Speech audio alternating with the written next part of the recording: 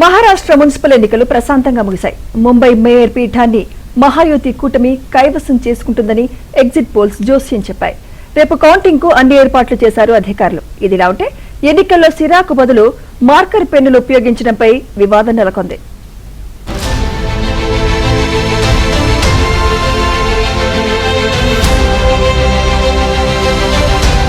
మహారాష్ట్రలో కీలకమైన municipal corporation ఎన్నికల పోలింగ్ ప్రశాంతంగా ముగిశాయి.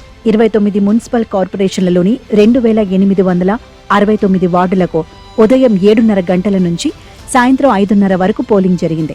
ఇతర కార్పొరేషన్లతో పోలిస్తే ముంబై మున్సిపల్ కార్పొరేషన్ ఎన్నికలపై ప్రత్యేక ఆసక్తి నెలకొంది.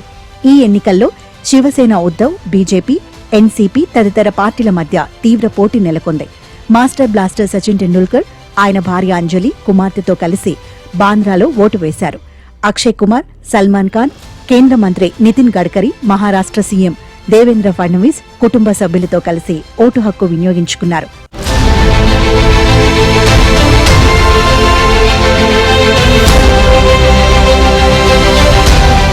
ఈ ఎన్నికల్లో ఓటర్ల చేతివేలిపై గుర్తులు పెట్టడానికి సిరాకు బదులుగా మార్కర్ పెన్నులు ఉపయోగించినట్లు ఆరోపణలు రావడంపై వివాదం చెలరేగింది. ఎన్నికల్లో మోసాలకు పాల్పడాలనే ఉద్దేశంతోనే అధికారులు ఇటువంటి విధానాన్ని అనుసరిస్తున్నారని ప్రతిపక్షాలు ఆరోపిస్తున్నాయి. ఈ విషయాన్ని బృహన్ ముంబై మున్సిపల్ కమిషనర్ భూషణ్ గగ్రాని కూడా అంగీకరించారని విపక్షాలు ఆరోపణలు చేశాయి. మున్సిపల్ ఎన్నికల్లో ఎలాగైనా విజయం సాధించడానికి రాష్ట్ర ప్రభుత్వం ఎన్నికలను తారుమారు చేస్తోందని మండిపడుతున్నారు. నేతలు ఓటర్లకు డబ్బు ఆశ చూపించే ప్రయత్నం చేశారని దుయ్యబట్టారు. వారు ఎటువంటి అవకతవకలకైనా పాల్పడగలరని మండిపడ్డారు. Today, all of Mumbai is casting their votes, and me being a Mumbaiker too, I too cast my vote. But I was surprised when I saw that indelible ink is not being used. So normally you use indelible ink, which is ink which, by definition, cannot basically be erased easily.